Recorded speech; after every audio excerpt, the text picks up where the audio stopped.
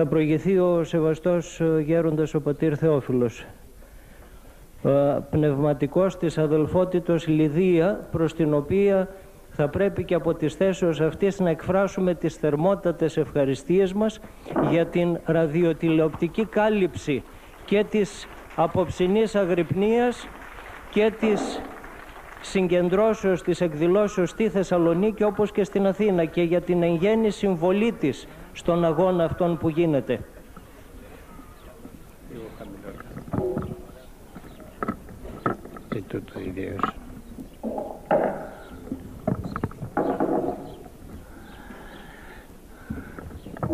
Άγιοι καθηγούμενοι, σεβαστοί πατέρες, λαέ εκλεκτέ του Θεού,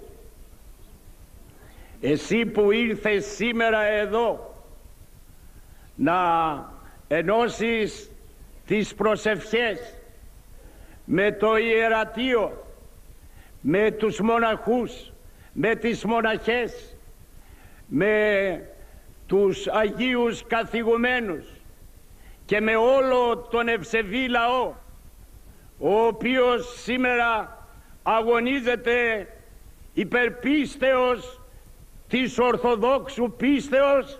Αποδεικνύεις εδώ με την παρουσία σου ότι έχεις μέσα σου ζωντανή την πίστη στην Ορθοδοξία. Παρακολουθώντας κάποιους ομιλητές από τα μέσα μαζικής επικοινωνίας, λένε ότι μία χούφτα έμειναν οι αντιδρώντες στην επίσκεψη του αιρεσιάρχου Πάπα και αυτοί θα διαφωτιστούν και θα υποχωρήσουν.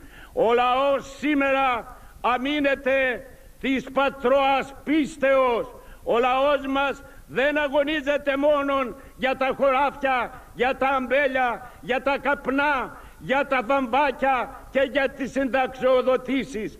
Αγωνίζεται και για υψηλά ιδανικά. Μάχεται και για την υπεράσπιση των θησαυρών της Ορθοδοξίας.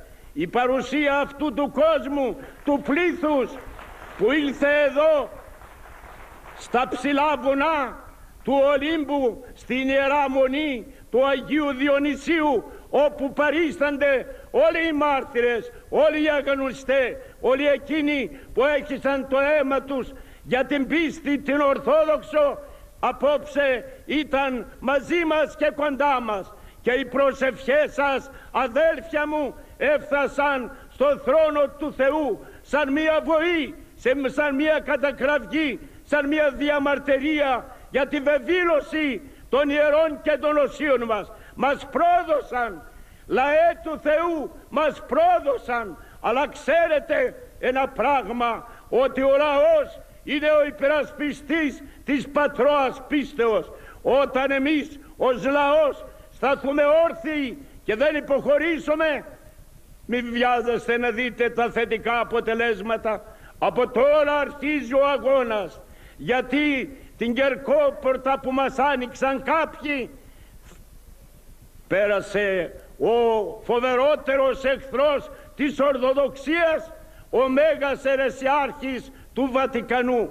Όρθιοι κάτω από την εμπνευσμένη ηγεσία και όλους τους αγωνιστάς της Ορθοδοξίας θα δώσουμε τη μαρτυρία και τη μάχη μέχρι σε σχάτων. Η Ελλάδα θα μείνει ορθόδοξος χώρα και θα υπερασπίζεται αυτός ο λαός με το ηρωικό και αγωνιστικό του φρόνημα. Θαρσείτε αδέλφια, μη φοβήστε, δεν είμαι μόνοι μας, είναι πολλής λαός, αφυπνίζεται. Η παρουσία του Πάπα σήμερα που τα έχουμε ισοπεδώσει όλα, η παρουσία του Πάπα ξύπνησε μέσα το ορθόδοξο φρόνημα του λαού μας, και όλοι μαζί θα δώσουμε τη μάχη και την μαρτυρία και την ομολογία της πίστεως. Η παρουσία σας εδώ σημαίνει πολλά, και όλοι εμείς ενωμένοι θα αγωνιστούμε να μείνει η χώρα μας, η αγαπημένη μας Ελλάδα, ορθόδοξο έθνος, χωρίς τις επιβολές και τον επηρεασμό των ερετικών της εποχής μας και του μεγάλου αιρεσιάρχου του Ποντίφικος της Ρώμης. Εμείς είμαστε εκκλησία. Εμείς είμαστε εκκλησία, κλήρος και λαός. Έχουμε φωνή και η φωνή μας πρέπει να φτάσει και μέχρι την Αθήνα και μέχρι τον ουρανό. Και θα δείτε ότι η Ορθοδοξία θα νικήσει. Ένας Μάρκος Ευγενικός δεν υπέγραψε. Όλοι είχαν υποχωρήσει. Υπακούμε στην ηγεσία της Εκκλησίας, εφόσον ορθοτομεί των λόγων της αληθείας και εφόσον αγρυπνούν για τις ψυχές μας. Ας μην ανησυχούν. Είμαστε λαός και έχουμε δικαιώματα μέσα στον χώρο της Εκκλησίας. Όχι μόνον να μας ζητούν τη δραχμούλα μας, αλλά έχουμε και δικαιώματα και φωνή, και αυτήν τη φωνή θα την στείλουμε παντού για να μάθουν ότι η Ορθοδοξία δεν πεθαίνει στην Ελλάδα όταν έχει τέτοιους αγωνιστάς, τέτοιο λαό, υπερήφανο ορθόδοξο ελληνικό λαό. Αμήν.